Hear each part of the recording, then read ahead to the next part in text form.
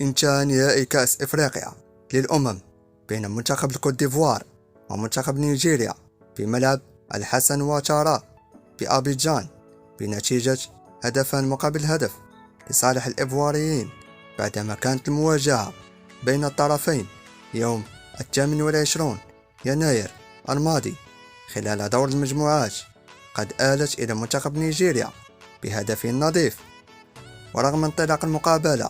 باندفاع إيفواري منذ البداية وإهدار أصحاب الأرض والجمهور مجموعة من الفرص السانحة للتسجيل، فقد تمكن منتخب نيجيريا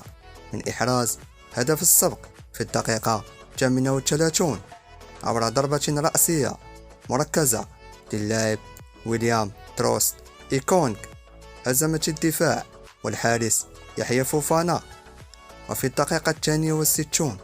جاء الهدف الثاني في المقابلة من ضربة رأسية أخرى، لكن هذه المرة كان من نصيب المنتخب الإيفواري